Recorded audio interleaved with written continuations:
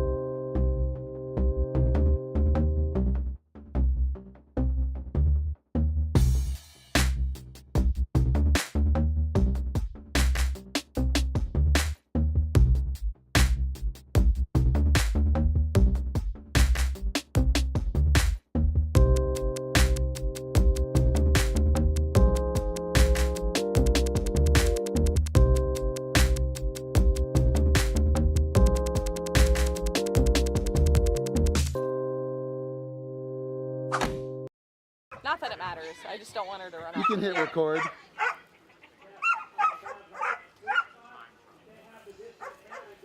Like a polka-nado. The polka-nado. Polka. Your debut. Are you going to be star? Oh my gosh. Are you going to play Frisbee? Yeah? Are you going to visit?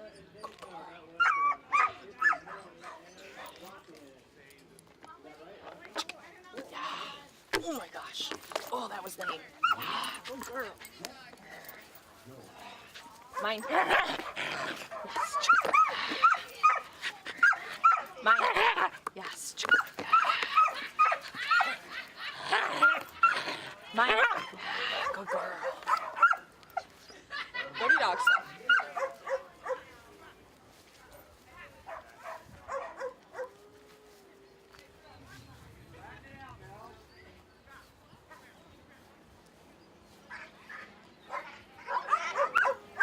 Am I in or out? You should be out, right? Yeah. Am I still out? Yep. All right, let's pause.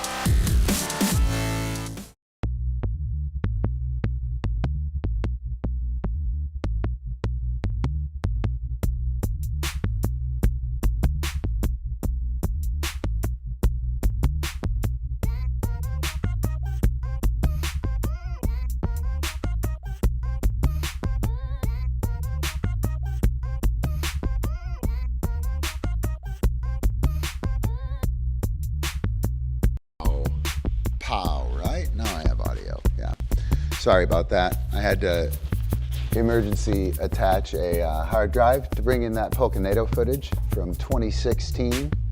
Pretty freaking awesome. Pretty awesome to have old footage like that.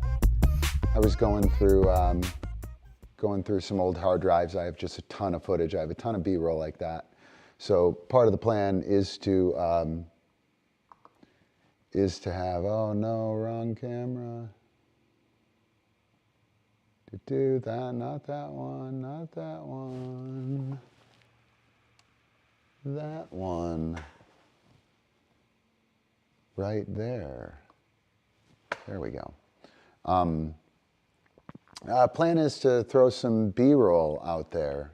B-roll is like stuff that happens between the focal points in film. And I have a shit ton of that footage from like April and I's whole time together. And so we'll be breaking that out in little bits and pieces. But yeah, it's Throwing Thursday. I've decided that this is a dojo, guys. This is not a training studio anymore. It is now a dojo. It's the P-Vibe HQ dojo. And it's pretty cool. Pretty excited about it. Super nice to work in here. John is here from Florida and also from our DiscDog class. So he's a new player. He's young in terms of the game. And he's here for patrons, for class camp, people that are in class.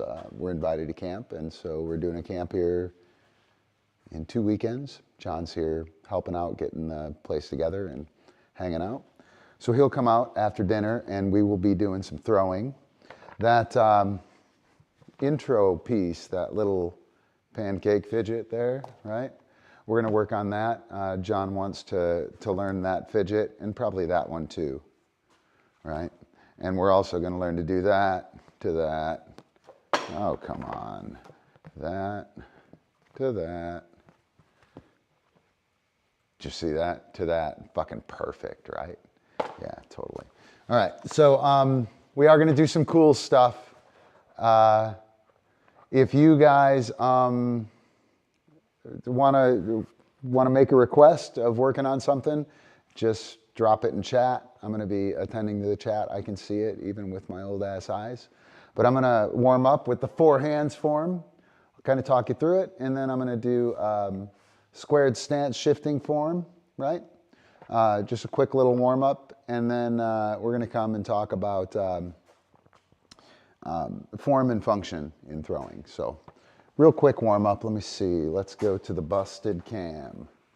Hey, King. Oh, come on. My buttons aren't working, man. All right. So I'm just going to go ahead and tether King. He's going to be excited. Come on, handsome. He's doing really well with this tethering. So like when we're hanging out here working, he's able to chill. I will do some work with him while working, throwing frisbee and another dog, but that isn't the point of today. Today's about throwing, so he can chill there. One of the things about a tether that's really cool is that, high drive dog that wants to play, when they're in the crate, they might be cool. 4 walls around them, you know, real strong context of being enclosed. And then they get out and they're always doing shit or always crazy. And a tether allows them to be out and localized as if they were in a crate while there are no walls around them. So that's kind of cool. But I'm going to go ahead and do the 4 hands form. It's a backhand to 2, a sidearm to 1, a push throw to 2. Come on, Ron. Overhand wrist flip to 1, backhand to 2, sidearm to 1. And I've got a question of how big this place is. John was like, whoa, it's way bigger than it seems. That's about 5 yards to the target, right? That sets up for probably an 8-yard throw, right? And it is a tiny bit short. It's good for an epi or a poka sized dog. for that kind of short, medium range. But for bigger dogs, it might be a little small. But the point really isn't about hitting the target, it's about being ready. So I'm going to do one more of those. I wasn't particularly happy with that, and we do need a couple of them. Boom, pow, there we go. Boom, pow, boom, pow, right? And again, the idea is I want to go from backhand, switch, sidearm, switch, push, switch, and load. That when that becomes muscle memory and automagic, then paying attention to your dog and handling your dog and being ready is no thing at all. And that's also part of the form follows function thing that we're going to talk about here. So within throwing, the backhand goes to the right.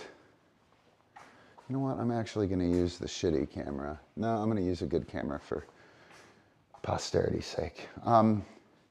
So the backhand goes to 2, right? It goes out to my right.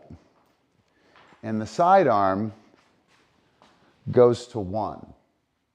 And the sidearm goes out to my left. And this is totally form follows function.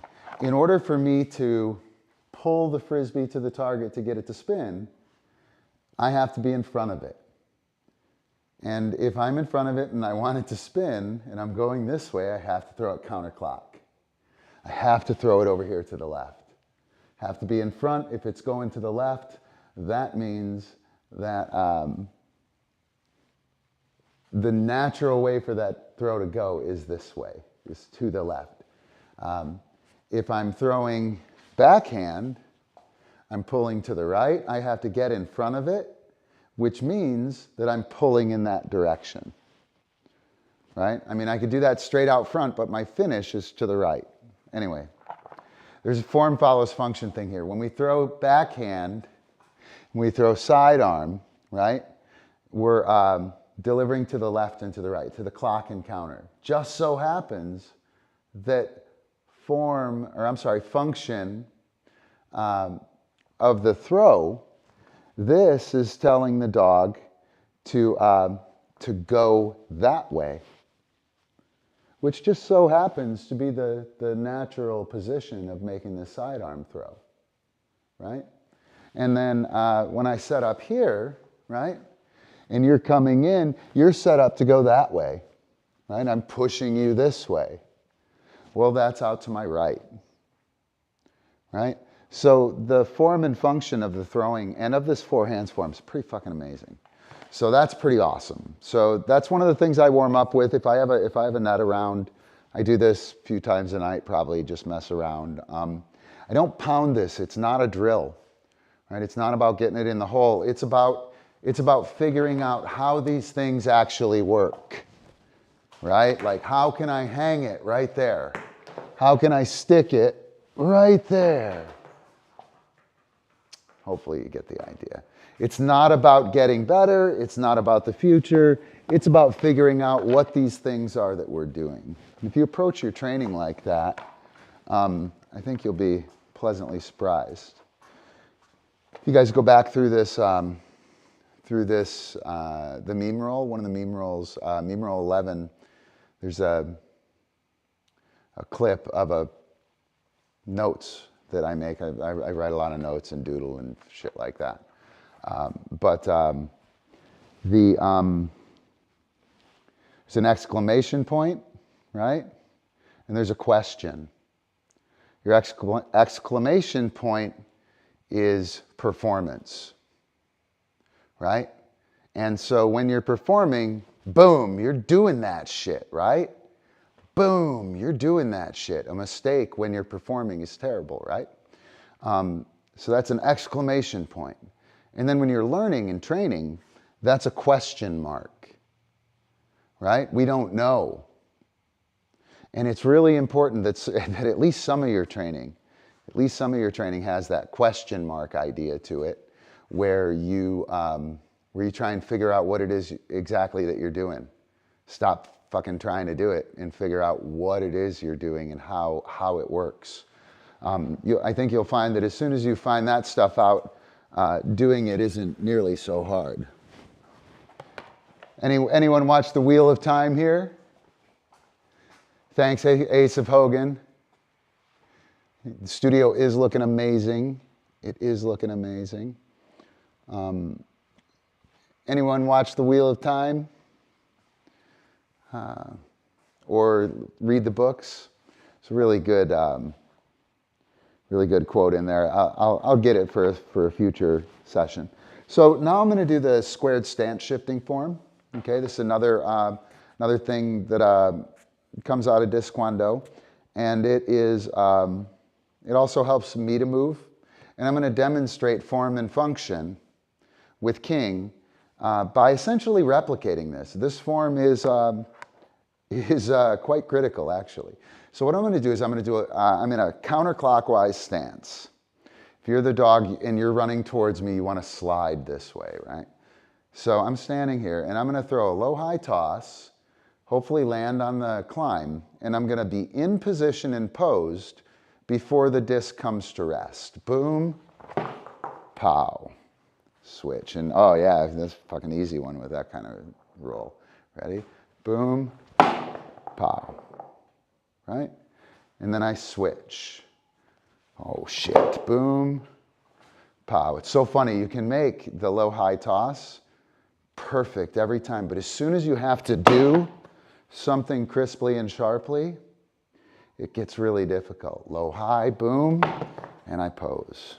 And then I switch. The reason I'm switching is that it's easier to get good reach with the rear foot than it is to try and step over with the front foot.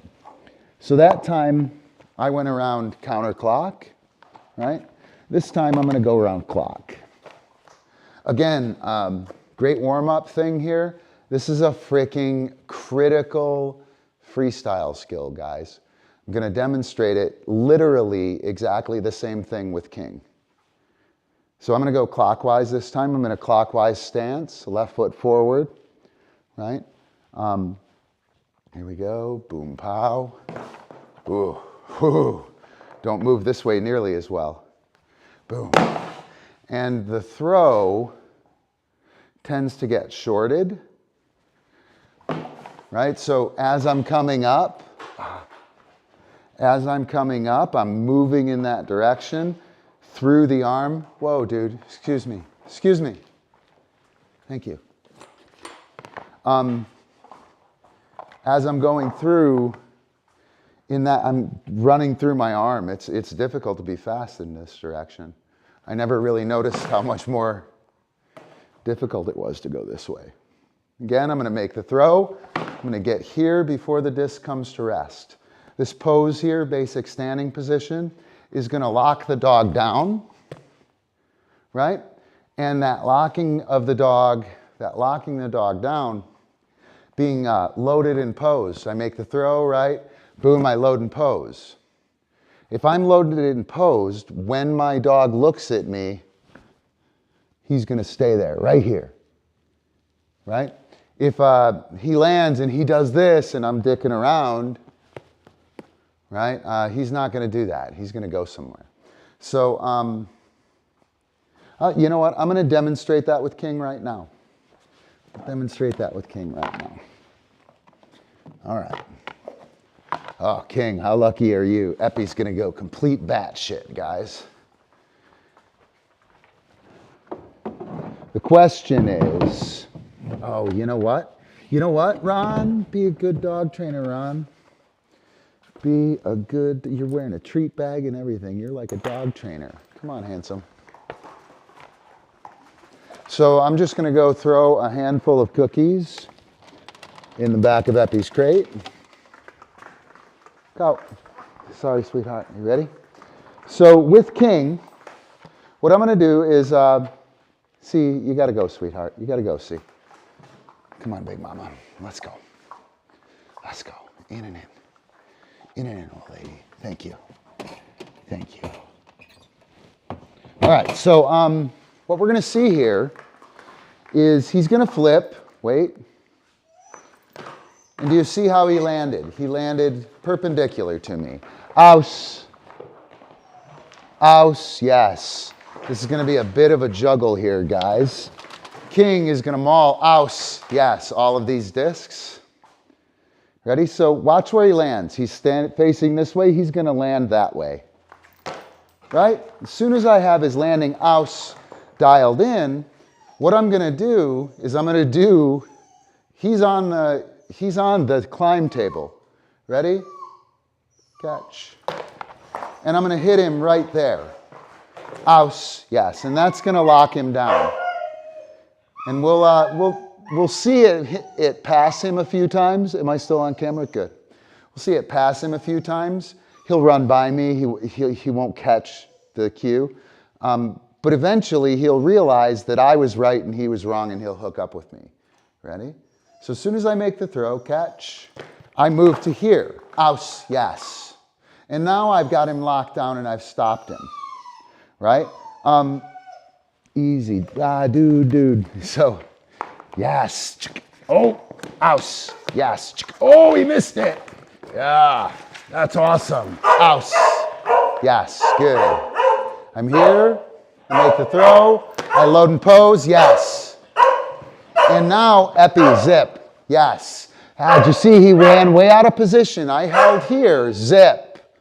And he returned here. Notice no mauling, yeah? This pose saves him from mauling. I'm holding him here with no connection other than this pose while he's a habitual mauler after 5 seconds. It's powerful shit. If I make the throw, yes, good man, and I do nothing, or I turn with him, right? This ass hattery is not going to stop. If he runs by, aus, make the toss. I need to have my rear leg going that way. Boom. I beat him here. Yes, good. I lock him down. And now I can talk to you. I can deliver a lesson. Through. I can get arrogant and cocky and get my ass handed to me. Aus, yes. Yes, good man. Aus, yes. Yes, good man. Aus, go do dog stuff. Whoa, that guy. Holy cow. Yeah. Aus, yes.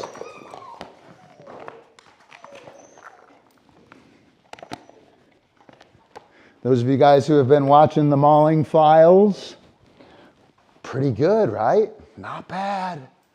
Not bad. All right, let's see what chat's got going on. And then we'll talk about these things. If you guys have any questions about those two things, me being automatic, boom, and being there and loaded and posed when he hit the ground means that I can stop him from mauling.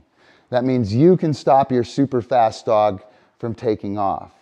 You can step towards the dog and pressure that dog and get him the heck off. Step towards the dog, pressure him, and get him off of you, right? The stance shifting forms, squared stance shifting form, huge deal. The four hands form, if you're loaded, king, ready? Makai, catch. I'm ready. Aus. I'm ready. Aus. I'm ready. Aus. You know, I can load to here. Aus. Yes. Wait. Ooh, which way is it? Hang on. Wait. You ready? Yes. Good man. Aus. Wait. Yeah, that dude's a badass, right? That dude's a badass. Super cool, man. If you're loaded and ready, you can preemptively, aus, yes. You can preemptively handle your dog, right? The fastest dog around can't beat me in a flip, ready? If I'm loaded and posed. Can't do it. I switch, boom, loaded and posed. Super, super badass. Through. Yes. Yes, good. And it is exactly. Aus. Yes. Oops. Aus.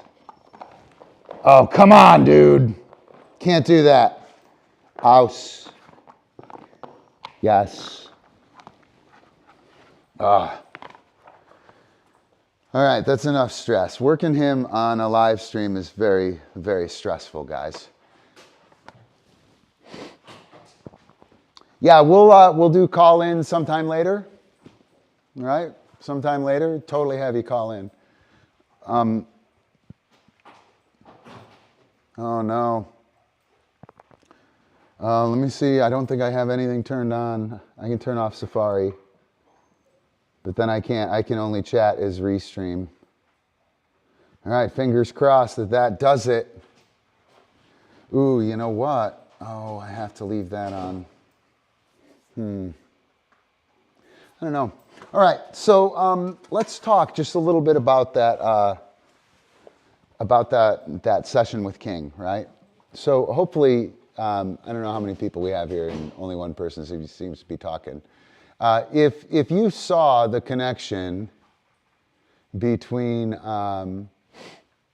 the squared stance shifting form and the capturing of the king, from that mauling behavior, type 1, right? Just hit me with a 1, and I'll see. There aren't a lot of people, but maybe somebody will chat, and we'll start like a thing, right? Get a thing going. Cool. I just shut down Safari, so Ace of Hogan is telling me that my video was lagging, and now it looks good. Hopefully it looks good. So again, that squared stance shifting form, it is exactly what we need to do on the inside game with our dogs, right? We have to do that. Everybody that you watch that's a good freestyler does that. Exactly that. You have to beat the dog to the punch. You have to move while the dog is in the air. And you can't do that, if you make the throw and you're standing around doing nothing, or you make the throw and you're watching your dog, right? Kimberly, I'm here.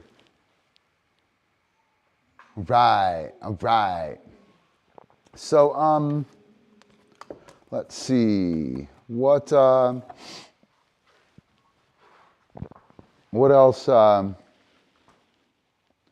What else was going on? So we did the four hands form and the squared stance shifting form. Yeah, Deneen, right on. Glad you're here, Deneen. That's a good one for you. You should totally take advantage of that. And it's super easy. As soon as you start to do it, wow, these things are all over, man. As soon as you start to do it, immediately you become faster as a handler, right? So that's awesome. Thank you for participating in my little game too. Deneen, pick a color and I'll change the color on the lights for you.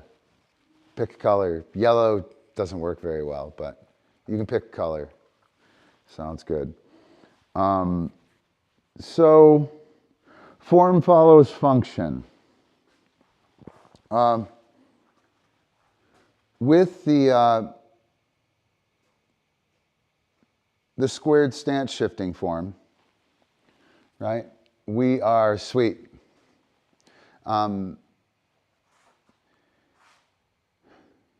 That thing that we all see, the handler, boom, pow, right? That little shimmy, bang, and they line up, right? Boom, and you hang out and they go, yeah, fucking bitches, right? And then they hit their position and get ready to go. That super confident hookup is a product of being in front of the dog, right? Of making the flip toss and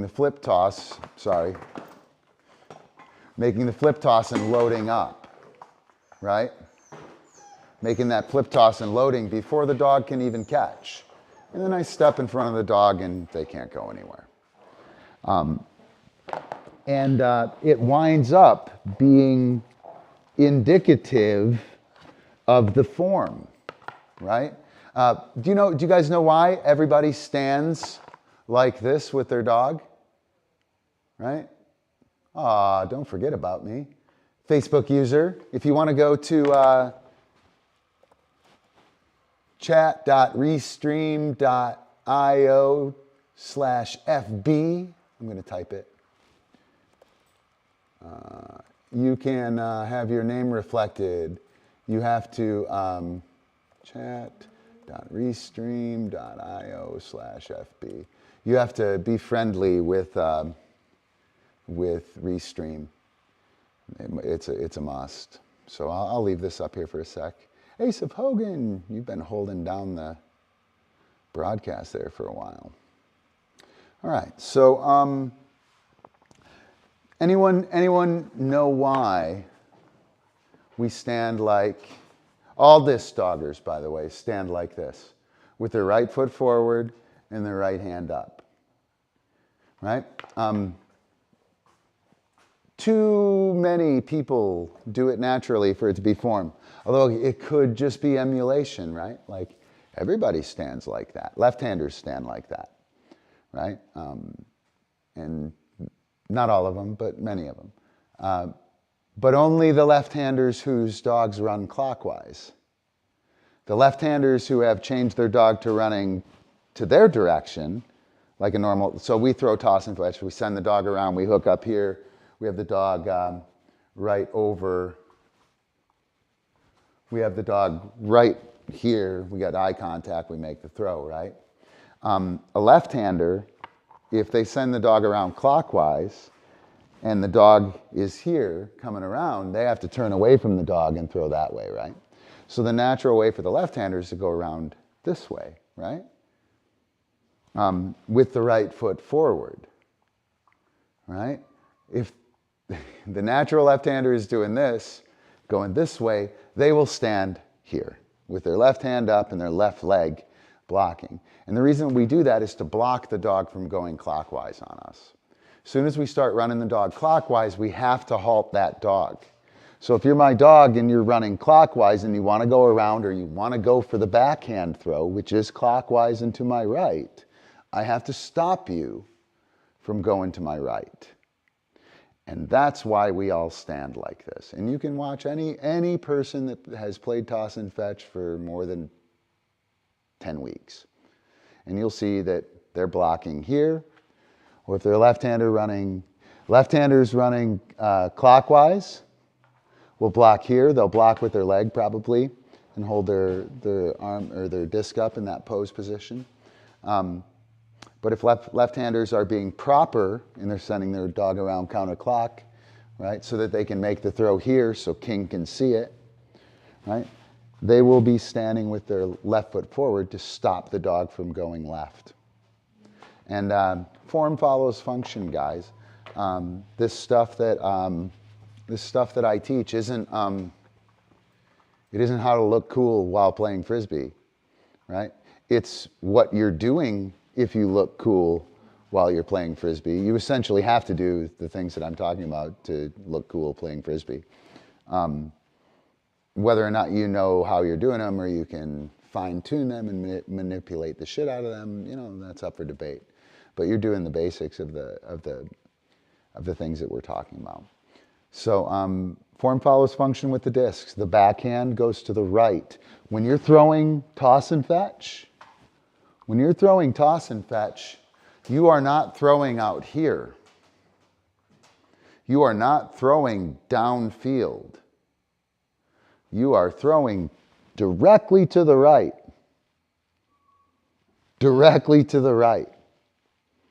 Right? Yeah, absolutely. The overlap on that, Deneen, the overlap on that is completely ridiculous. Absolutely. It's also the leading leg forward for the natural right-handed throw, yeah. And thankfully that's the case. It makes Frisbee a hell of a lot easier because it's the natural way that the dog takes our directional movements. There's some stuff to talk about within the pose. If somebody busts me on it, I'll have to talk about it, but I don't want to talk about it. It's super confusing, as very simple things are. The simpler something is, the harder it is to talk about, the more words it takes. But yeah, form follows function. Within when I'm blocking king, right? When I'm blocking king, he's trying to turn towards me, right?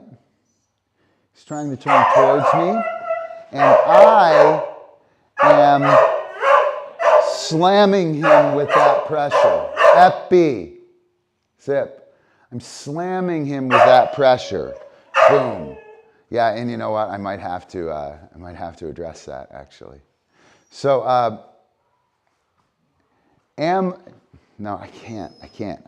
All right. So when I throw the flip, epi, zip, and I step here, I slam him with that pressure, and that's what holds him there, right? And so this step across in that rapid halt, bang, can be used to halt the dog. Function. It can also be used, aus, yes, yes, good man, to look cool, right? It can totally, aus, yes, good man. Wow, that was terrific. Holy cow.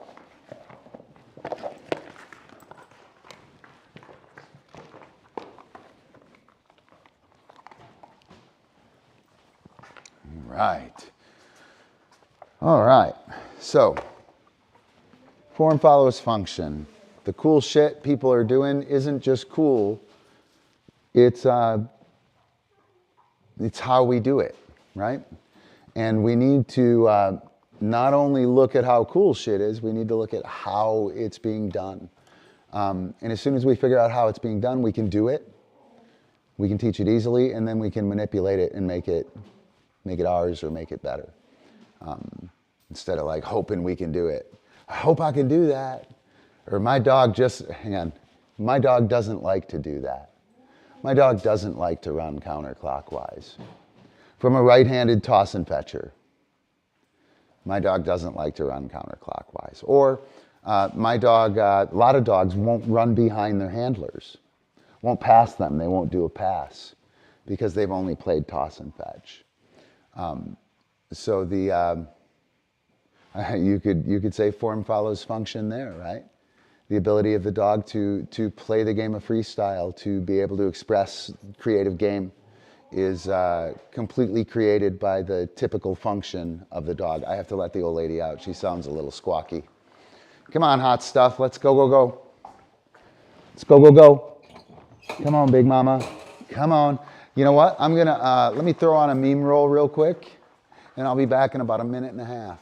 You guys hit me up with some questions, man. That would be terrific. Hopefully this is a fresh one. There we go.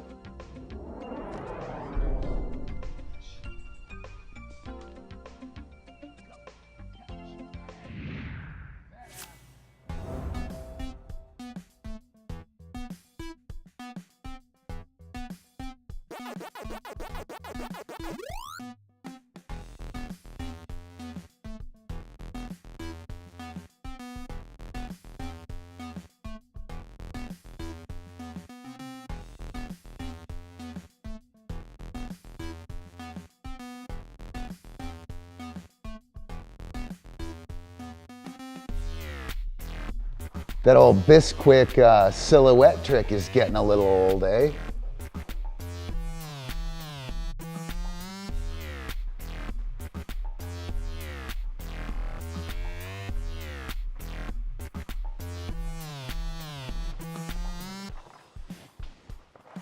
Whoa, whoa, go do dog stuff. Epi, up, up, up, up. Up. Yes. King. Chill. King. Come on, buddy. Come on, handsome. Right here. Yeah, good man. Good man. Epi, zip. Yeah. Whoa, get up there. Come on in, John. Up. Up, up. Right. We got a meme roll going, so we came in at a good time. But it's gonna, oh, hang on, I hope it doesn't shut off the... These aren't the droids you're looking for. I can't stop it. I can't stop it. Right? Awesome. So we're back. John's here. John, say hey. The camera is right there, and you can kind of see what it gets. Yep. Chat's up there. So, yeah, John's a DiscDog practitioner. He hangs out at the digital dojo. He's visiting the actual dojo for the first time. Pretty awesome. He wants to work on a fidget. I think we're going to jump right into that. Try and keep you guys entertained. This is the one you wanted to do, right? Yeah. Yeah. So that one right there. So go ahead and grab a disc. If you guys want to grab a disc and play along, you are welcome to. You're totally welcome to. Oh, it's this camera that we're on right now, and then we're going to go to this one. All right. So what you want to do is hold the disc up, right? And you'll toss it up. And you guys can you guys see that shadow? You can't see the shadow, but there's a shadow on the disc right now. And I'm holding it with like those 3 fingers there. So I'm just going to toss it up and kind of hold it there, right? That's first step. Boom. And then from here, we're just going to push to the left and let it fall. Yep. There you go. So we dump it up, boom, right? And we push and let it fall. So what's going to happen next is once it's falling, it starts to fall, right? And so as it's falling, we push back and it rolls. So you've got it here, right? You push, it falls. Yep. As it's falling, you push there and it rolls and then you grab. Okay. Right? So it goes, so what you saw John do is he twisted his arm, or his hand all the way around. Watch my hand. It's gonna go up, over, back, squeeze. It won't twist at all. It'll go up, over, back, squeeze, watch. All I do is open my thumb, and that hand stays in exactly this, the alligator stays vertical. Goes up, over, almost. I'm gonna show you guys, and then we're gonna let John monkey around with it. So it's up, over, back, squeeze. And all I'm gonna do is go up, over, and I'm gonna open my hand, and I'll squeeze. You'll see it exactly like that. You'll be able to slow it down. Only 30 frames per second on YouTube, though. I have the 60 FPS here. Ready? My hand never rotated. Right? My fingers stayed vertical the whole time. All that happened is I got here and I wobbled in and then I came back. Again, as it falls, you have the top of it. You throw the top, the bottom swings in. So, give it a shot. Get the up first, that up part. The up is groovy. The up is just to get a little timing. The up is your setup move. It's your around. So don't stop there, yeah. Okay. And don't rush. It'll fall all the way around. The other thing, don't try and catch it. So John is completely doing this fidget right now. Hang on, give it a sec. He's completely doing the fidget. And he's got it here, right? He's got it right here. And all you have to do, John, is wait. But you're throwing it down because you're trying to catch it, right? And so when you try and catch a fidget, you push it away from you. The way that it works is as it falls over, you push and its roll continues. If you turn and try and catch it, you counter that movement. You gotta let that thing do its thing. Give it a shot. Yep. Nice and easy up. You can go from your hip, like up to your elbow and let it roll, like almost roll over up there. Yep, boom, boom, boom. What you were talking about. Yep, yeah, give it a shot. It's a tough one. It's the one that has the most parts. Yes, awesome. That was it. So hey, when that happens, when you do it, stop, please. When you do it, right? When you do it, you got to stop, right? You got to take that, right? You did it. And you were on to the next rep so fast you didn't have any time to experience how cool it was, anything. It might as well have not even happened. Dude, you need to stop and sniff the roses there, right? And it's really common. And the fidgets, if your fidget looks like you're fidgeting, like, I wish I had more of those fidgets, right? Dave Chappelle, right? Anyone got more of those fidgets? Like crack addict. There's a big difference between oh my gosh, oh my gosh, oh my gosh, oh my gosh, oh my gosh, right? And you know what I'm saying? Yeah. So when you're training these, when you're training your dog, the same thing, dude. Go do dog stuff. I know you're super bright and happy. The same thing happens when you're training your dog, right? You can get into this mode of like ta ta ta ta ta and get what you're looking for and completely pass it up because you're just trying to pound that out, right? So let's hit it again.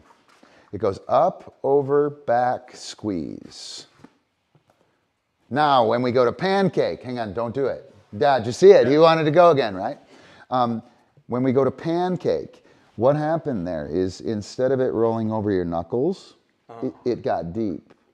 And as soon as it gets up on your hand and rotates over the top of your hand, as you come around, then it winds up in pancake. You can, if that happens again, right? Or if one or the other is happening, do one, then the other. This one, then that one. And that'll give you 2 shots at hitting it. It'll take the pressure off and it'll give you experience at playing with both. Cool? Okay. Yeah. So we have boom around to pancake or boom around to the hand. And just play with it and don't try and get either of them. Here you go. Don't try and get either of them. Just let it happen and give it a shot or 3. Epi, dude, not okay. Not okay. We do not need the assistance. You can go do dog stuff. Nice. And when you go up, just let it go up and I'm pushing left now before it hits the top. Yeah. Okay. And now when you push left, make sure you leave your hand facing forward. The hand faces forward. Yeah, and you can see him now. I bet you guys can actually see him fucking throwing that down when he tries to catch it. Right? He gets here and he throws it right down instead of just waiting for it to hit there. And by the way, you can join everybody who does this, who has learned this on that one. Here, let me see. We go up, boom, push, wait. Do you feel your hand trying to turn? Wait, push, wait. Yes, it literally is that, John. Yeah. Yes. Yeah. And do it again. Yep. And come back. So once it starts to fall here, right? Hang on, watch this. I bet you I can do this. I've never tried it. Right? Once it's fallen, and I'm only hooking it so that I can hold it. Once it's falling, all I have to do is push that way, and it flops. Yeah. Right. And so, dude, back chain blurm. You guys should fucking write this down right now. Start here. Let it hang there, and then flip it up. It hangs, and it's got to hang like on your hand. It's got to hang on both those knuckles hard, and then flip it to the pancake. Yeah. Yeah. Right? And so that's the finish. When it falls here and it's falling, you do that. And if you do that over your fingers, it's falling and you do it just over your fingers, it'll go to your hand. If you do it over your whole hand, it'll go to pancake. That's awesome, dude. That's some hot shit. That's some hot shit stuff right there, guys. Not joking. Back chained blurm. That's awesome. So here, let's start from here again. Yeah, you got to hang it on both. Yep. And then it's, yep. Yeah. And then flip it up. That's awesome. Epi, we're learning crazy shit here, Epi. Do you need to go do dog stuff, Epi? Fidgets are not for dogs. No, they're for humans. The pancake. Yeah, right? Yeah, that's super cool. Super that's cool. An easy one. So that is the finish. Yeah. That literally is that moment when it's falling, right? Right? So from here, so hold it here, hold the rim. Let it fall and swing it around. I don't know if you can do that actually. You actually can. Yeah, but but it's way too fast, but it should give you the idea. Should give you an should give you an intermediary. Now all you're trying to do, now go ahead and grab with a little more meat of the hand and you should feel it a little more. Okay. Yep.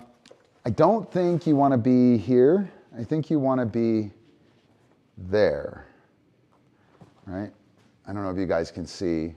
Yeah, you don't want to be here because you're in that where you just have the rim and it's too fast and flippy. So you want like 3 fingers on there and then let it fall. Finish. Yes, yes, awesome. All right, do one more. Do one more. So you're right here. Not here, but more. Yep. Whoop. Yes. All right. Now, instead of on your hand, do it around the tips of your fingers, and then wait for it, and it'll pop right into your hand. Yep. You're going to pancake here to catch it. You can't go to pancake. Just wait. So go pancake and catch. Pancake, catch. No pancake. Pancake, catch. No pancake. And so you're back to this 2-fingered thing. Yep. It's got to be 3 fingers, and it goes up, warble, pancake. Yes. Up, warble, pancake. Not dupe. Did you see him go like this? He went. Flipped his fingers. Go to dog stuff. You're done. We'll work on that again. By the way, if that move doesn't, you take 3. If that move doesn't happen for you first 5-7 times you do it, you're likely to struggle for the whole weekend of camp on it. We'll be lucky to get it at camp. Yeah. Right? And maybe not lucky, but it doesn't always happen at camp. And the fidgets, when you're learning the fidgets, one of them will be good for you, right? One of them will be good for you, and the other ones won't. Or one of them will be terrible for you, be hopeless, just absolutely hopeless. So that was awesome. That is the blurm to pancake. Peter Blurm does 3, so you can do 2 of those. You can go 2. Two. And Peter does 3, which is no cooler than 2. No cooler than 2 at all. I can try 3. I can't even try 3. 3. I think his looks a little better, but proper freestylers call fidgets kerfluffles, which, dude, sorry, never heard kerfluffle. When I started calling them fidgets in the late 90s, I'm sticking with fidgets. So let's see. Let me see. John is here from Florida. John from DiscDog.Live class. I'm going to run back through the chat here. Yeah, totally cool. Back this up. So, Deneen with the astute lead leg as the throwing lead, as well as the movement cue for the dog. I'm trying to find it. Oh gosh, dude. It's okay, Bisquick. You're all right. You're all right. So really good point by Deneen. It's also got the leading leg forward for a natural right-handed throw. Yep. Thankfully, that is the case, Deneen. And wow, there is a little bit of a book here. Counterclock dog. Yeah, loot too. Loot too. You know, one of the things with counterclock or a dog that only goes in one direction, a lot of times there's a physical thing going on, an ailment, body or visual. Loot was blind in his right eye his whole life, or from 3 years old on maybe. And that is, I'm pretty sure, what made him so counter heavy. Anytime I have a dog that's super, super heavy in one direction, I think there's something physical. Even if we're unable to diagnose it, I'm pretty sure there's something physical. Yeah, a lot of dogs are like that.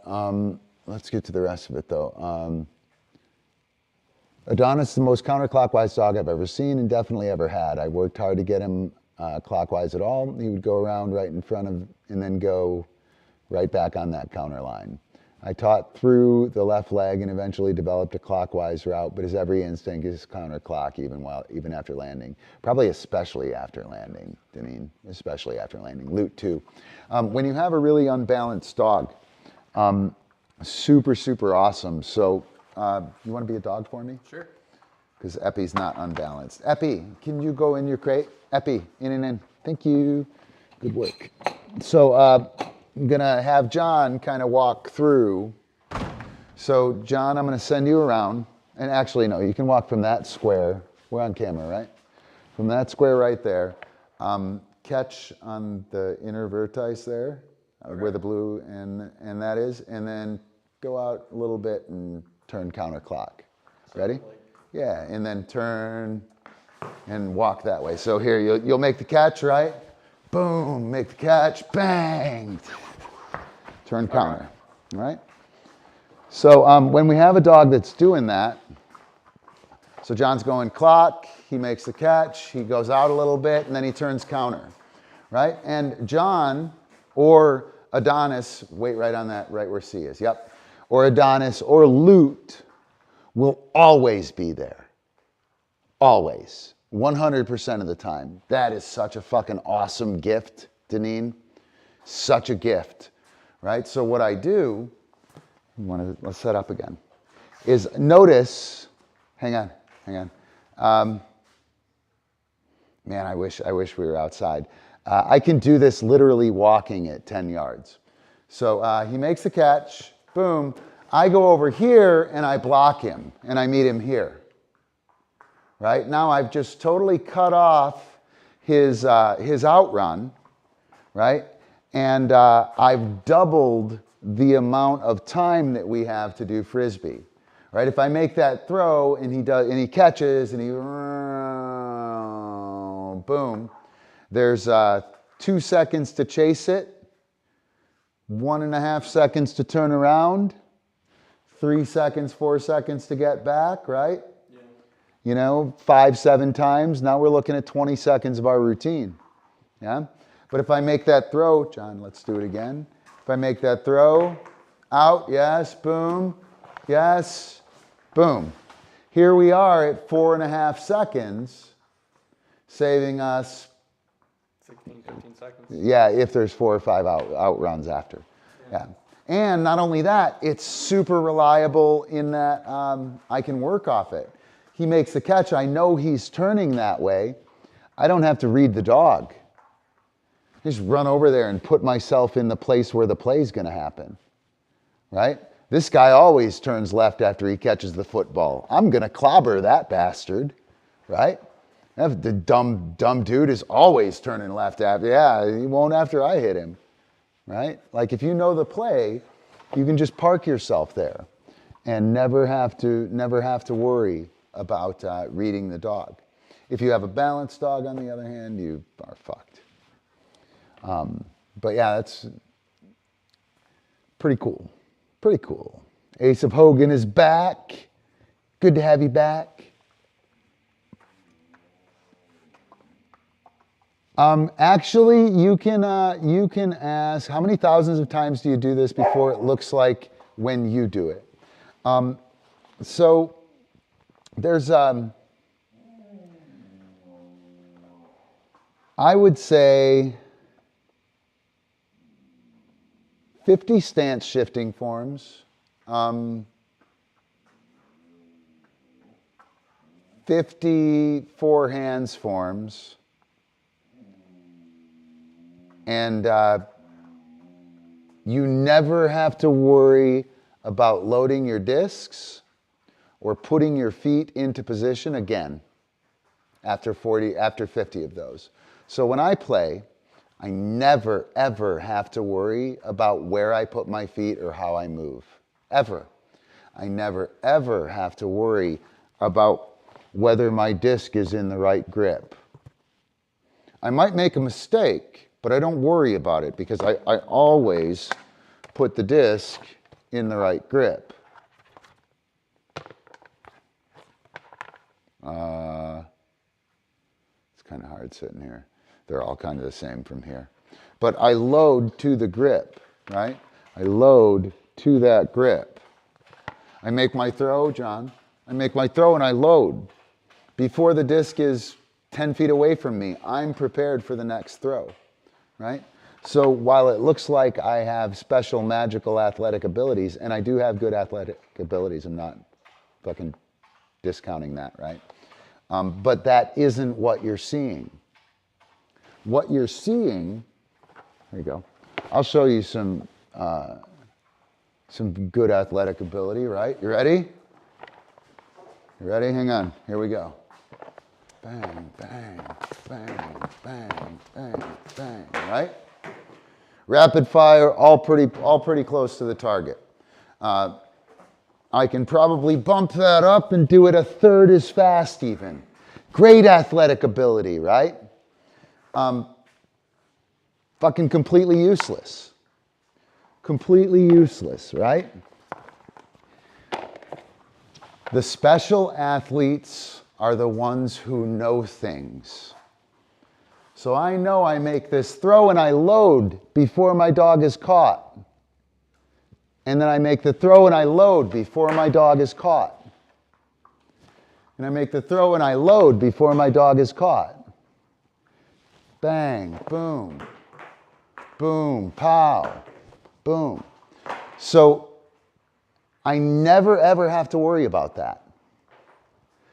Facebook user who is not yet hooked up with Restream, if you know how to move your feet and how to load the discs and do so reflexively and habitually, you will not have to worry about that. And if you don't have to worry about that, the likelihood of you looking more like me and less like you're confused and, wow, what's happening, is much higher, right? And literally, like 50 of those forms, you would be a superstar at those skills. You know, the people in my classes that are really doing, they're doing some really nice work.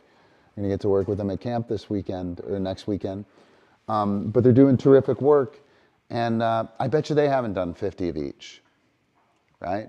5 or 10, you'd be way better. That's 60 throws, right? 60 throws, you'd be 100% better handler. No joke. New messages. What do we got? What do we got?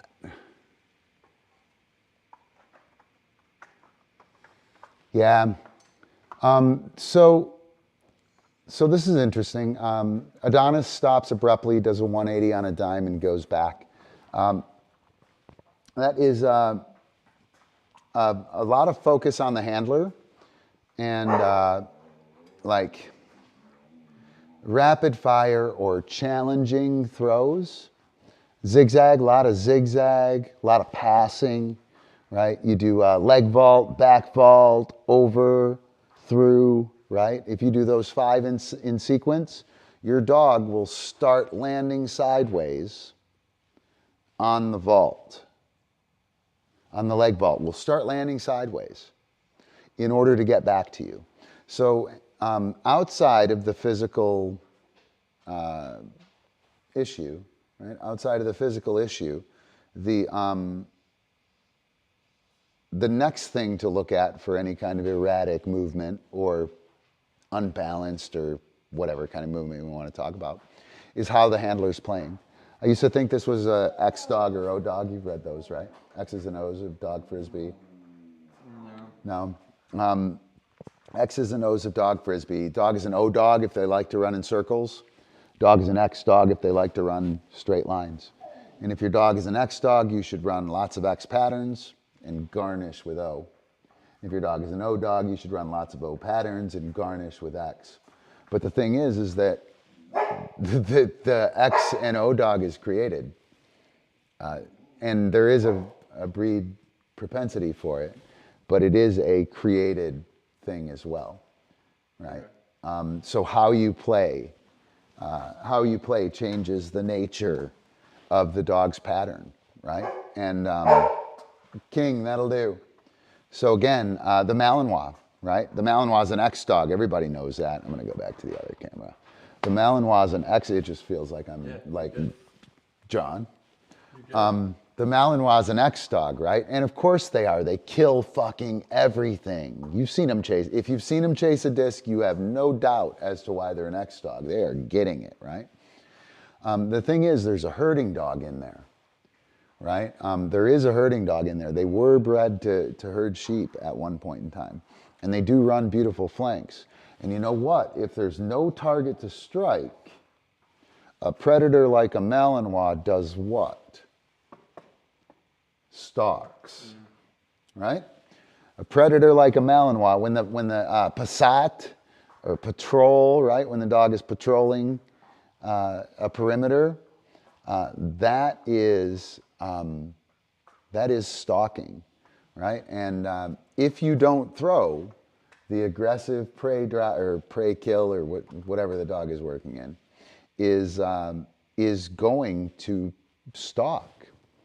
The thing is, when you run a Malinois, you can't wait because the dog is fucking all over you. And so the dog runs in and you cough it up, right? And the dog lands and turns around and runs in and you do a big trick and the dog rah, and everything is about rah, rah, rah. And the next thing you know, you have an X dog. Dog won't turn to save his life.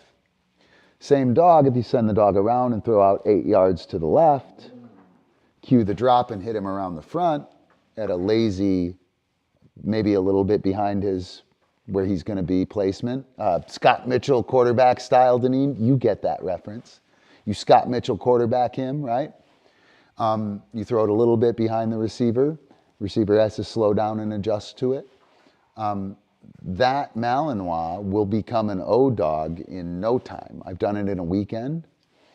Linda's dog Malice, you know Linda. Yeah. I don't know if you don't know Malice, but Malice is a super aggressive Malinois, and she runs beautiful circles because Linda cultivated that by not throwing, and by choosing lines that created different shapes, right? So by throwing 8 yards out to the left, Epi. So, can you, hey Bisquick, come here, sweetheart, let's go, go, go. Come on, hot stuff, I know. No, you're all right. Oh, which one is it on? Yep, I'll get it. What are you doing, Epi? So, when Epi catches a disc, so if I throw out to the left, Makai, I throw out to the left, ouse there, and I hit him there, right? I can completely control, Makai, get out, when he ouse, what speed he runs, right? Ouse, yes, Makai, I can control it there, yes, ouse, and I can control it there, right? And you'll notice, Aus, that by sending him out here, I have naturally this arcing movement, right? If I throw directly out in front of me, the only thing the dog can do is come back. It's the only thing the dog can do. So when I send the dog around to Mackay, toss and fetch style, the only thing he can do is come back. And watch, you saw him turn a little bit there. Watch this, Mackay, he'll tighten this up. It's Aus, yes, Mackay. It'll get tighter and tighter. Aus, yes, Mackay, until he looks just like Adonis. Deneen, Aus, yes, Mackay. Yes, right? And you can hear him. I don't know if you guys probably can't hear him from there. But he can only come back straight back to me. If I throw it too far, right? If I send the dog around, Mackay, and I throw 35 yards out there, right? The dog catches, he does his beautiful turn, right? But by the time he's done with his turn and he lines up on me, the only way he can come is straight back at me, right? If I throw it too short, so watch what happens here, Mackay. If I throw it too short, he's going to come, yeah, Mackay. I don't think I can, there it is. So if I throw it and he, let me try and get in camera, I'm still in camera. Aus. If I throw it high and short, I need some wind for this. Yeah, I need wind. So if I throw it like 5 or 6 yards and it gets hung up in the wind, he'll stand under it and make the catch and then turn right around and come back at me because he's got no momentum to disperse, right? So where we put the disc, Deneen, and everybody, is, totally, Deneen. Where we put the disc and how we put the disc, mine, I can't reach it, is going to dictate mine. Come on, dude. Come on. Dude, go do dog stuff. Where I put the disc, how it flies, is going to alter that path. If I throw out to the left at 10 o'clock, right, and I throw a low worm burner, my dog catches at 15 yards and he runs 15 yards further because it was too low and he's running too fast. Well, now my flank is no longer a flank. He's now completely, or my approach from the flank. When I send him out here, Mackay, he approaches there, going across. He's not coming towards me at all. I'll show you from here. Aus. So Mackay, I send him out there. Yes. And then I hit him across. Aus. So this is a flank, and that's a flank. I get him out there, and then I work him coming across. I can do that to the counterclock side. Aus, Mauka. I can send him out here. Aus, hit him over there. Notice I threw a sidearm, right? And that whole time, Deneen, Deneen mentioned I can keep him going on a path with throws. Yes, you can. Yes, you can.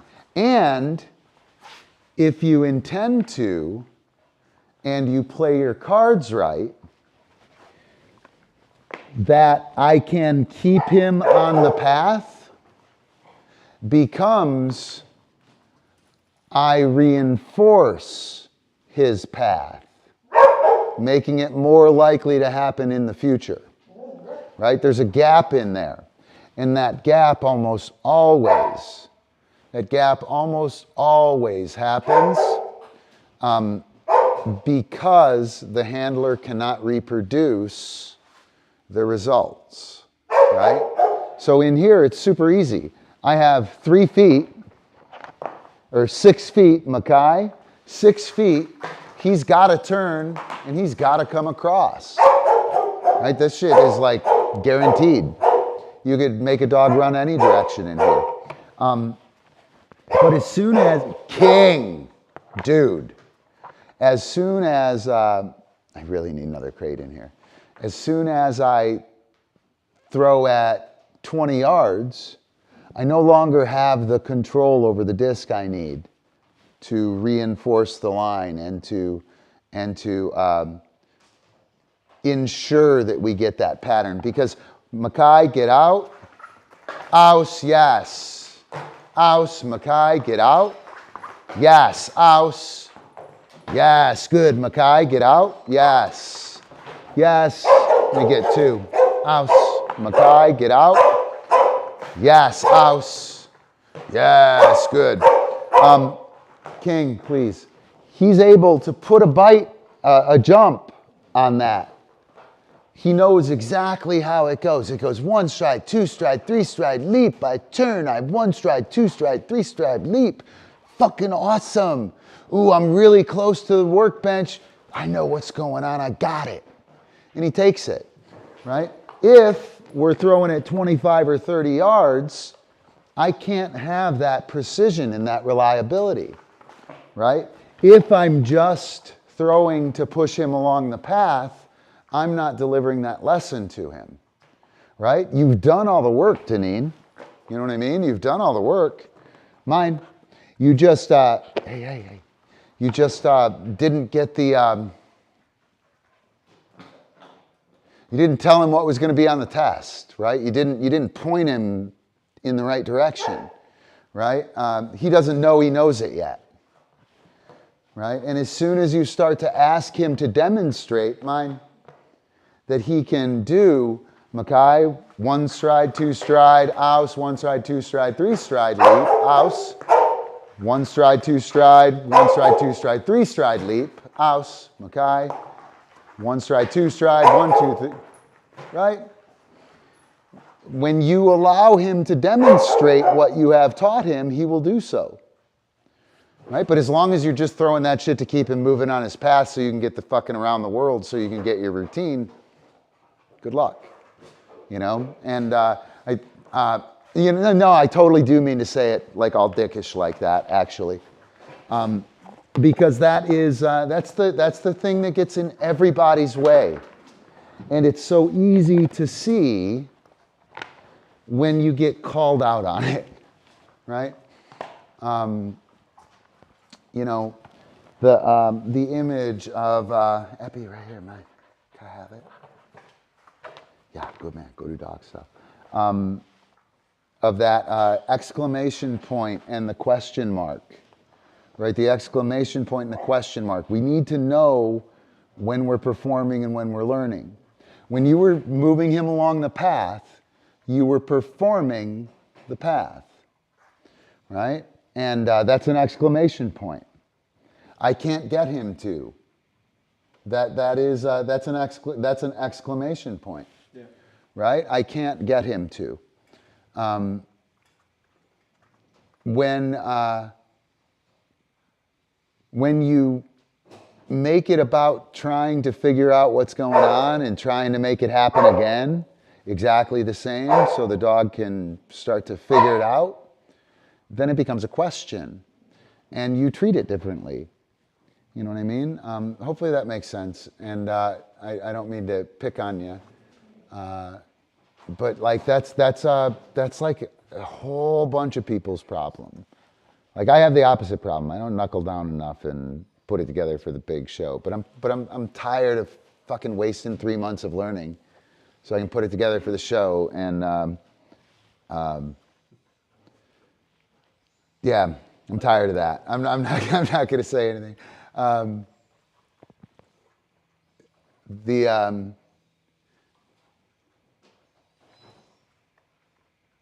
Awesome. That's great, Ace of Hogan. Thanks for saving my bacon too. You know, and I'm gonna. So like, I kind of bitch about judging a lot, right? Like scores, and I think a lot of people think that I should win more, and that is not the case, dude. Like, I don't think I've won a contest that I didn't win. Like in my whole career, I don't think that I should have won it, right? I don't think that a mediocre routine by me needs to be top 5 or top 10, right? I'm totally cool in the top 16, right? The things that bug me are the lack of proper scrutiny, right? Like certain parts of the game that isn't getting recognized, right? Somebody who does amazing flat work, who gets terrible scores throughout the round in team movement and whatever the or whatever the team movement kind of thing is, team movement and flow. Or the person who does really beautiful, big vanilla type vaults, right? Big basic vaults, right? But they're big and they're super well executed and they're really awesome, right? And then they get a crappy score because, you know, they didn't do anything cool. Like, dude, that shit's cool. If it were easy, everybody would have a 4-foot separation on their back part. You know, if it were easy, everybody's dog would like catch the disc and chill out and look at the camera, right? While significantly off their handler's body. You know, we wouldn't see so many scrambling dogs on you know, awkwardly positioned humans. You know, we see a lot of those. So when I bitch about the judging, what I'm bitching about is that, like, the wrong people in the middle, certain people in the middle of the pack got fucked that needed to get reinforced for their development. Right? They're doing great work. They're bumping up. Their performance is way better than last year, right? And they didn't get any proper reflection in the scores on that. And that's the stuff that gets me, right? I don't care about where I place. If I wanted to win, I'd be doing super basic shit, and I'd be doing it extremely well. And I'd be practicing toss and fetch 5 times a week. 5 times, 10 times without my dog, right? That's not. I want to do cool shit, right? And then I want to explore cool shit with people, and then people that are doing cool shit need to be winning, so we get to see more cool shit, right? Like that's where I'm coming from with it, and I kind of got a little defensive there, but I felt like it sounded like I was calling out judging, and I am, and we always should be. We should always be on the lookout for gaps in our collective knowledge by judges. I'm certainly looking for those gaps in my knowledge, right?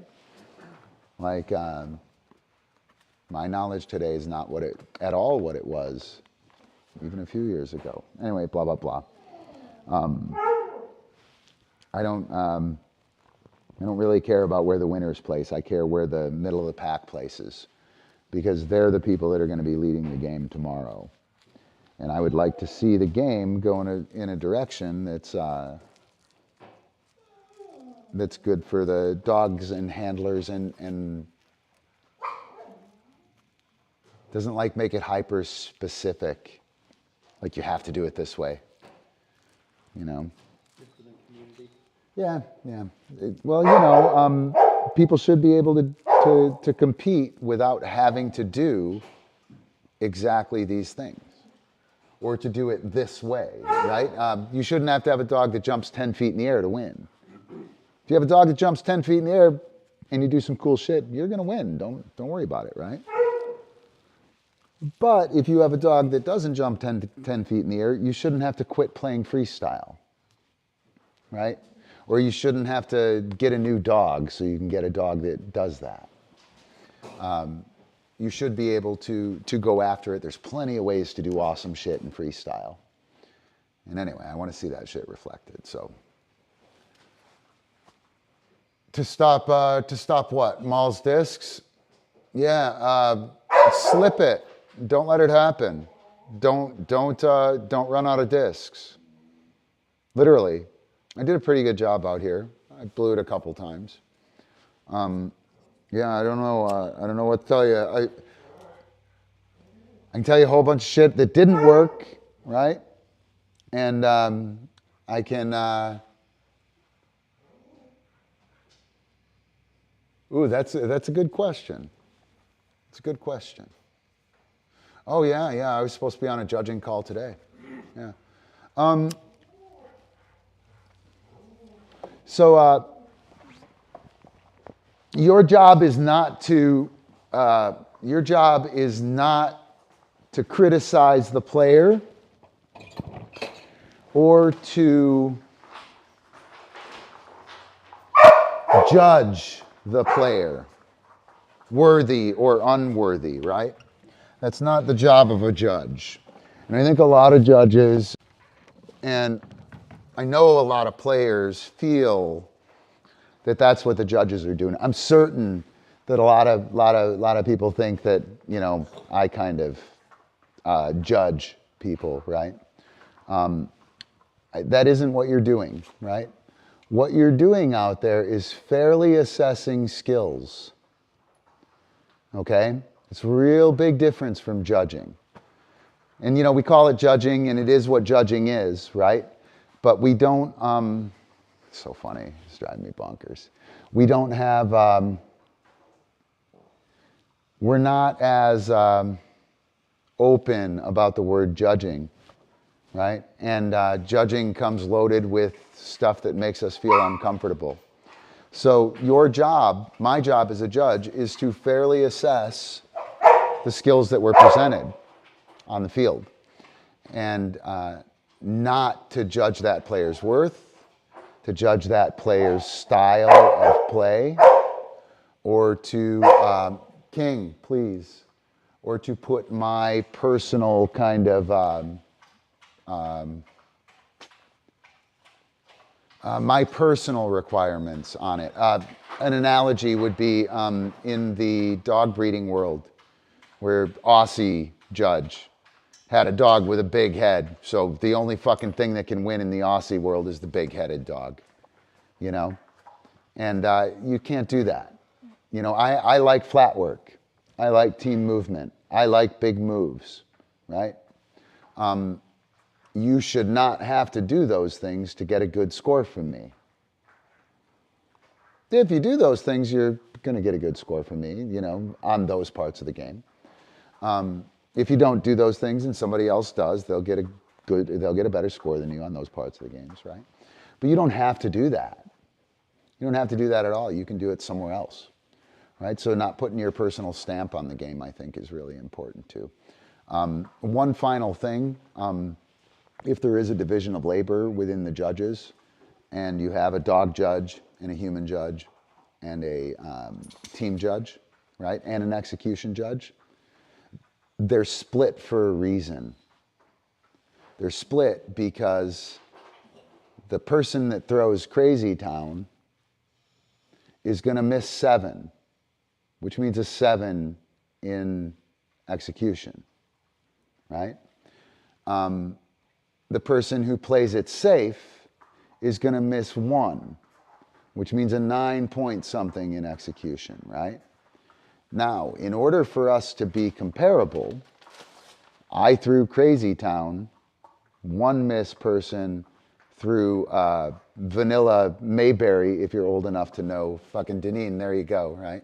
If you're old enough to know Andy Griffith, right? Or Leave It to Beaver, right? Like a real square, simple, basic, and they caught all of them, right? It's a toss-up in that case of who wins, right? It's not the person who only missed 1 wins 100%, the end, because we need to know what they did. They just throw all backhands and just catch 20 discs? Or did they do some shit, right? And then how cool was the cool guy's 7 misses, right? We can't, if you have a division of labor judging system, you have to separate them and you have to stay in your lane.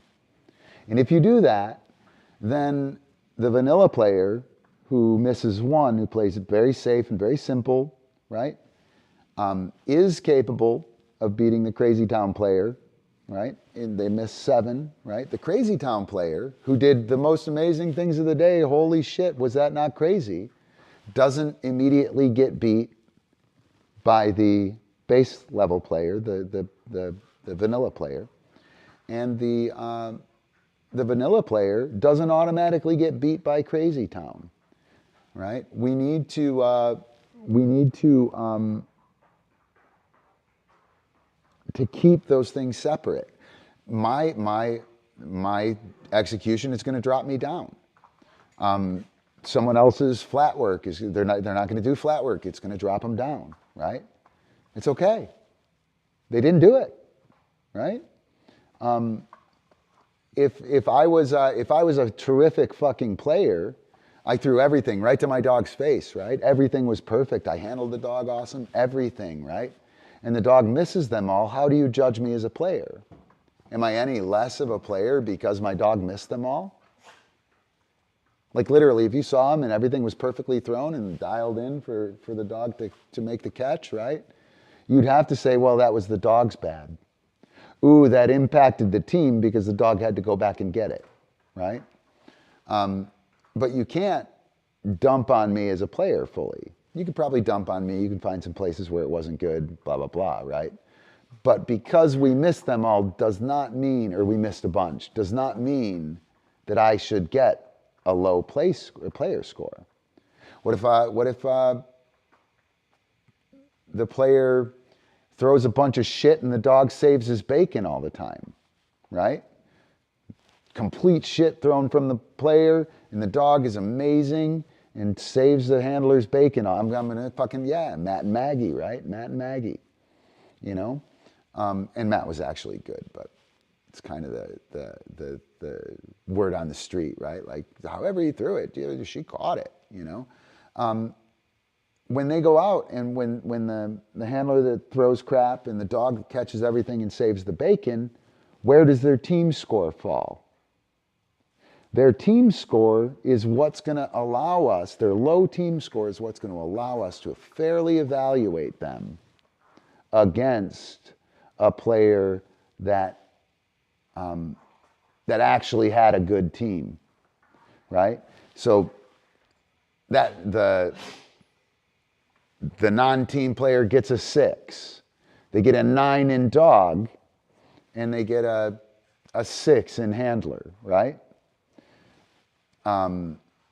The team player has a weaker dog, gets a 5, gets a 6 in dog, gets a 7 in player. What do they need to get in team to be competitive with that lucky player or the awesome dog player, right? There should be a way for us to recognize distinctions between those two players. And so if I give the player that just whipped shit and the dog caught it all a great team score, he wins. And he was a terrible team. And they were a terrible team. I gave them a higher score than I gave some people that were pretty good teams, right? Because, well, he caught them all. You can't let that bleed either way. Wow, I would have given him more, but he missed 8. 8 of 32. It's 80% clip. Or I'm sorry, a 75% clip. That's a 7.5. If those throws and tricks were the best and most difficult tricks you saw that day, well, you know, you're talking about some really good play that went down. How do you assess that with the one drop vanilla routine player? And how do you assess that with the poor throwing handling in the dog that saves the bacon? Right? How do you assess those? So anyway, stay in your lane, keep your perspective on your part of the game. I think that's really important. Don't judge based upon your predilections, judge based upon your experience and with the intent, Epi, I can't reach it, with the intent to fairly assess, Ep, come here, thank you, you're a good man, to fairly assess the team. That's your job, not to judge them, to fairly assess their skills. I want to give every player and every dog as many points as they deserve every time they go out there. That's my goal as a judge. And I think that's a little different than trying to judge. All right, a whole bunch of talking shit. Amber's here. Hopefully that wasn't too inside baseball and wasn't too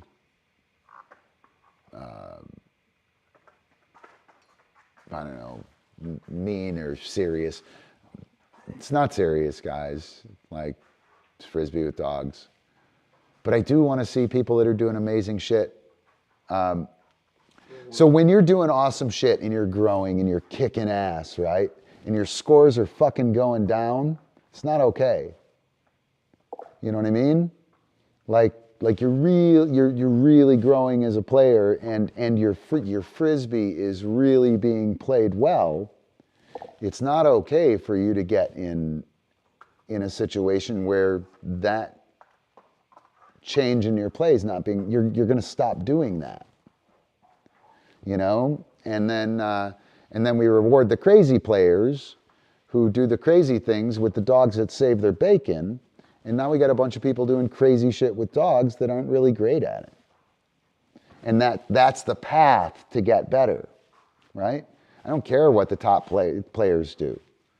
I don't care. Like, they can do what they want. They're the top players. They're all badasses, all of them.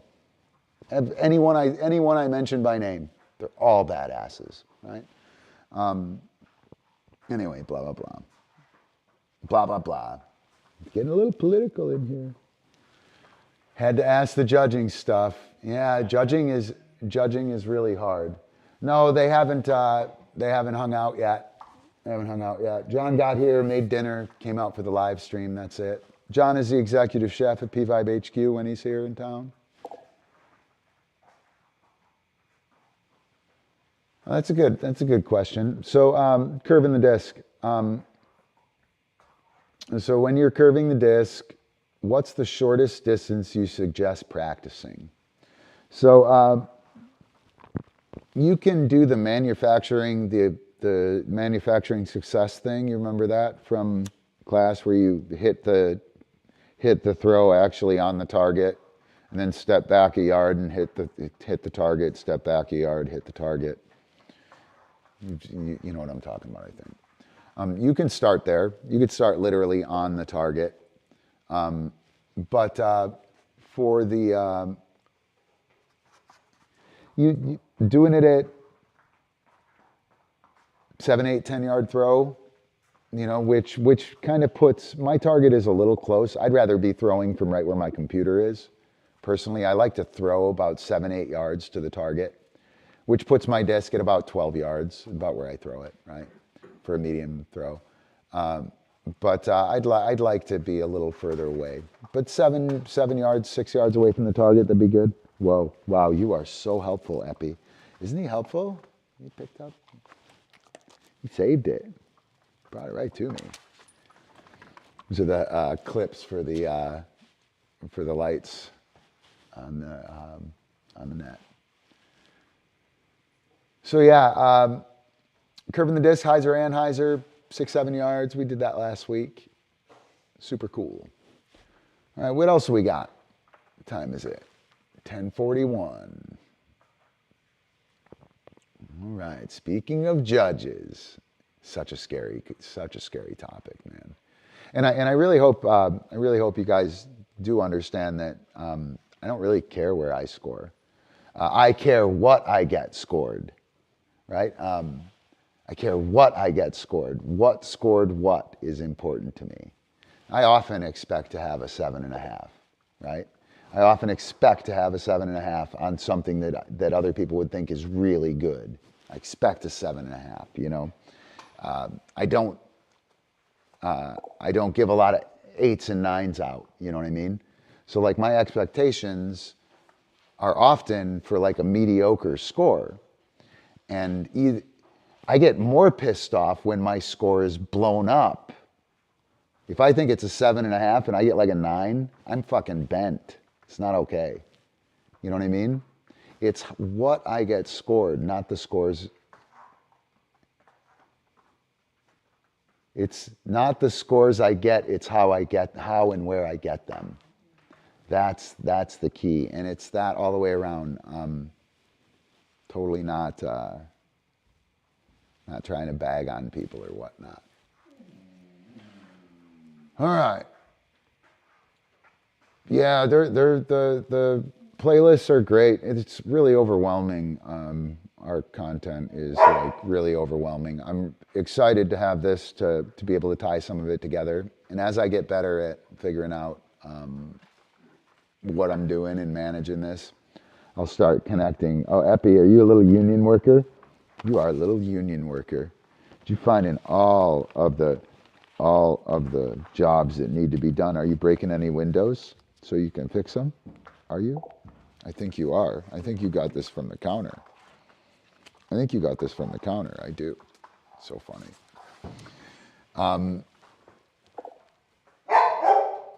How do you hover an oyster? What's an oyster? Typo. I don't know. It's probably something that I say that sounds like some weird shit.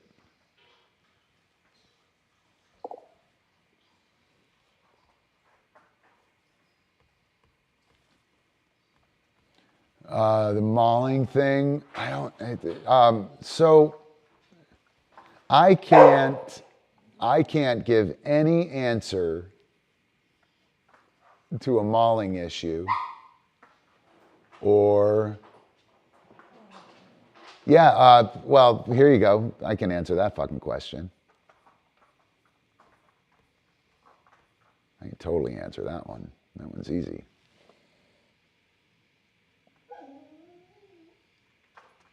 Let me see, where is it?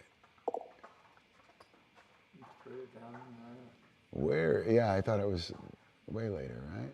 There you go. What's the best way to teach a solid drop with just one disc? Am I looking at the right place? Use 2 discs.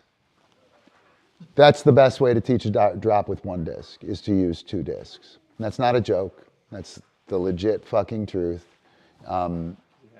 You're not going to teach if you don't have a drop, you're probably not going to teach a drop with 1 disc if you're having trouble with it.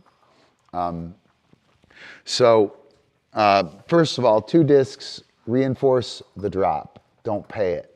You want to make the drop more likely, not pay it for when it happens. Drop leads to everything. Oops, I can't reach it, Epi. He's totally cleaning the whole place. Where is it, Epi? Good man. So funny. I have more things. Apparently that was on the floor. Okay, go do dog stuff. Go create some work. He's gonna go throw some nails in the street so he can have his tire guy repair some tires. The other thing I think that would be really important is to work it with a medium value toy. If you can work it in a bite work context, that's pretty awesome. Like within Drive, that's great. Again, the way to teach a drop with 1 target is to use 2 targets. So those kind of things within the game of Frisbee, within bite work in terms of Drive. I would be okay staying there. I would be okay solving the problem right there. It is possible it could be too bad a problem or too difficult, and I might resort to food or, because food would be included. The other thing that you might want to do is to teach a drop and a hold in a completely different context in terms of cookies and cookie training and behavior. And you don't just want to teach you want drop, give, and hold. The distinction between drop, in the game of Frisbee and in the game of bite work, a distinction between drop and give. Most dogs don't know that. It's probably your problem, actually. But you have working on it with bite work, focusing on the drop, using at least 2 targets. It requires 2 targets for a drop in Drive. And then if that isn't going to solve it, or you need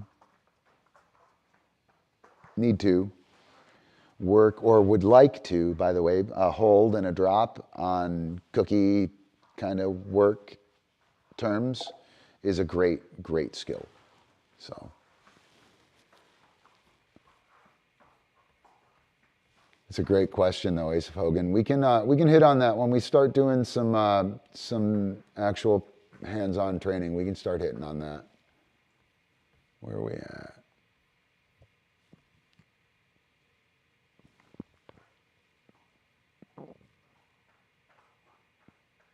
Were you Facebook user? Were you on the call today with Jack, doing a freestyle judging course? Yeah, and Facebook user who is a new freestyle judge, don't believe anything on hearing it. Take it in, evaluate it, right? It'll be a moment. I'm gonna struggle, and not like there's any sound, but I need to be able to hear. Fingers crossed it's gonna turn on. No? Hello. Talks so nicely to me. Oh, where was I, John? Anyone? Freestyle judging, don't listen to... Oh, yeah. Don't listen to me like I fucking know exactly what I'm talking about, right? And I do know what I'm talking about, and you should listen to me. But I'm not right. Right? What I tell you today could totally change tomorrow. Could totally change. The moment I find out that what I'm talking about is not the bee's knees, is not the coolest shit around, is not proper, won't be what I'm talking about anymore. You want to evaluate what you hear, right? Evaluate what you hear, watch it, look for it, right? Give it a, don't just trust because somebody has titles or is a name or, can play or do really cool shit. Don't just trust what they say, including me, right? A lot of what I'm talking about flat work doesn't get reflected in the scores directly. Even an up dog doesn't get reflected in the scores directly a lot of times. And yet I tell everyone that flat work is a key, and it is. It just doesn't give you the score, right? You got to get your score elsewhere. It gives you the feeling and the vibe, and it reinforces a higher score. That's not really okay, but that's the way it is. And,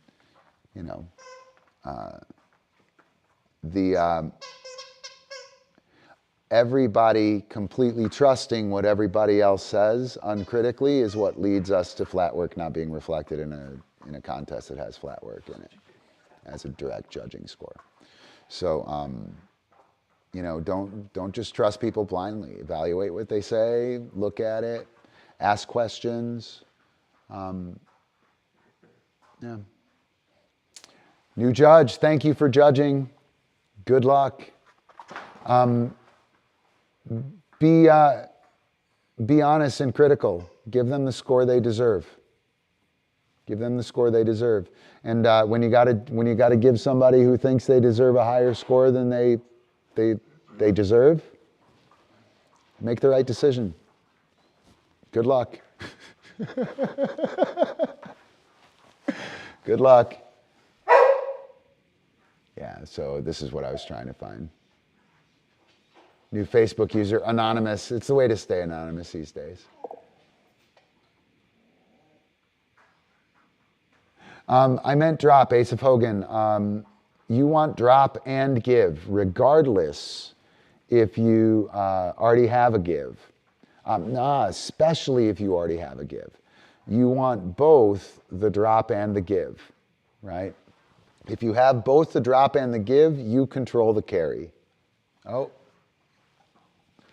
All right, I can't hear anything now, so I can't even hear my bips and blips and bleeps. Maybe I can. My shit's gonna start turning off, actually. I didn't get all my things charged. Oh, looks like we're good. So, yeah, you need the drop and the give, right? And if you have the drop and the give, you'll have the carry. So don't neglect the give because he's already got that. Use the give to keep the game going so you can set the drop up to be impactful. We can talk about that. You can come hook up. You guys need to come to class, join the patron thing. Become a P-Vibe patron, support the show, get access to class, do this shit for real with us. Not really doing much, but it's a bunch of good questions.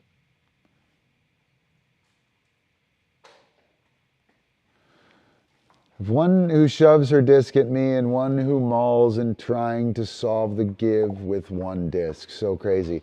Yeah, you can't do it with one disc. Toss and fetch. The rules of the contest should have no bearing in how you train. Those rules in toss and fetch, the way to have a fast retrieve in toss and fetch is to use 2 discs.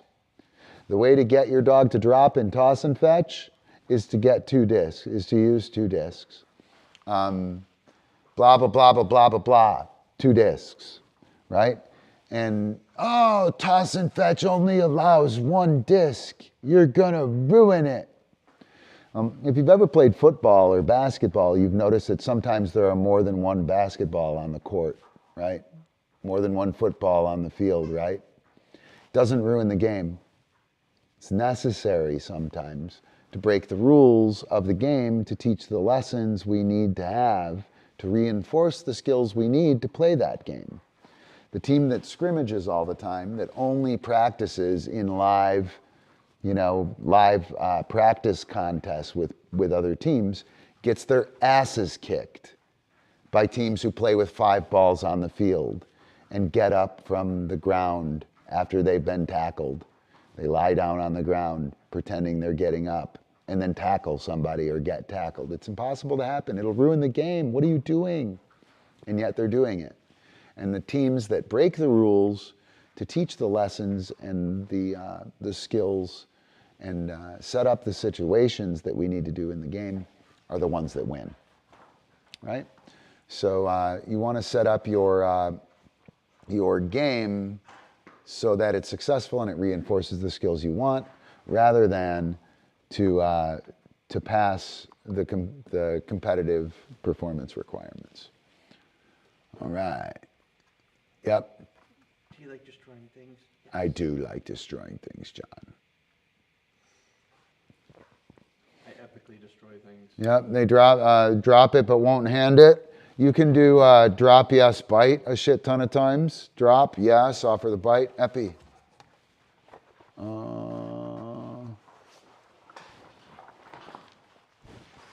You see him? Aus, yes. Aus, yes. Aus, yes. And he'll drive that disc in there. Drop to bite, drop to bite, drop to bite. If you cue it, and mine, awesome, go to dog stuff. If you cue it and control when the dog drops, right? The dog only drops on your cue. What'll happen is they'll realize that this, shit, put them away. Crack. This is awesome. Ah, yeah, I fucking love it, John. Get it? Yeah, right? Oh my God, that's the greatest part, right? I got nothing. Yes. And that's literally what'll happen. The dog will be like, ah, shit, man, I want to do the thing. Take it. And they will, take it. But you got to get the game pumping. You got to get the game driving. Boom, pow, boom, pow, boom, pow. It's awesome, it's awesome, it's awesome. Yes, yes, yes. Drop, drop, drop. Yes, yes, yes. Bite, bite, bite. Drop, yes, bite. Drop, yes, bite. Over and over, right? Nothing but drops and bites. Hold your hand open. Now keep in mind, the last 30 seconds, we just had a drop or a bite happening every second or 3. Oh, you can tug too, you can tug too. That's friggin' awesome, right? And then you just wait. And the dog will put it in there because that's what makes the game go. Oh, Ace of Hogan. See? That's why we pay her the big bucks. She's a paid plant. She's the audience plant. You saw her juggling. You know she's the paid audience plant. Totally. Right? She's with the show. She's not on her own. It was super cool. All right, what else we got? Good. I'm glad you had a good idea. That's why we're here. That actually is why I'm here. These things definitely help me put my shit together. Oh yeah, I see you. All right.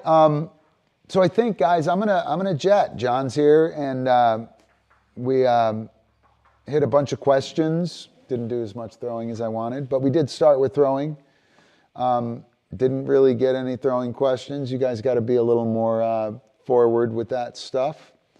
Yeah, Epi, you're so cute. So cool. I think I'm gonna play. I got a meme roll to play us out, so I'm gonna do that, and I will see you guys soon. Cool. Here we go. Oh wait! Before we do the meme roll. Patrons.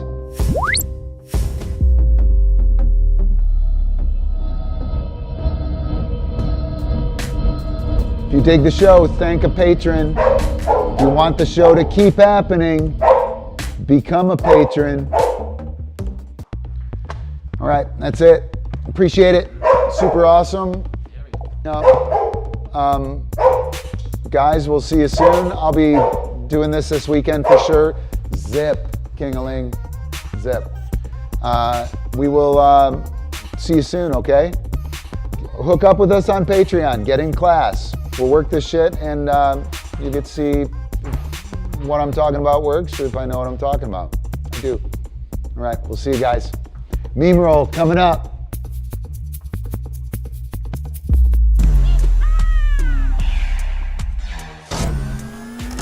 These aren't the droids you're looking for.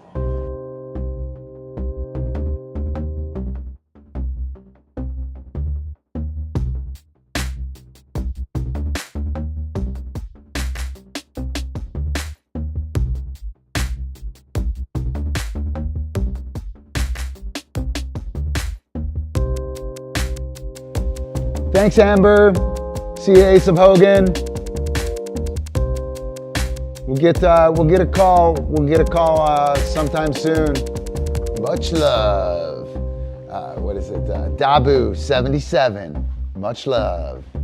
All right. See you guys.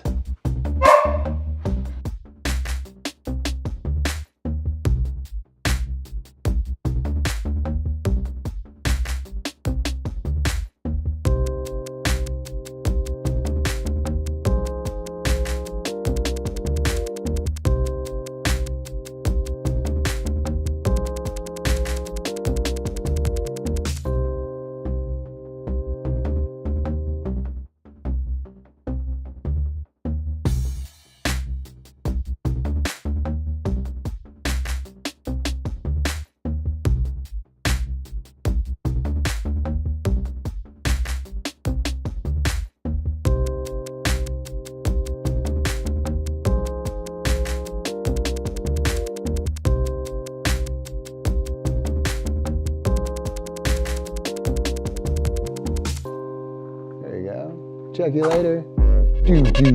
Do.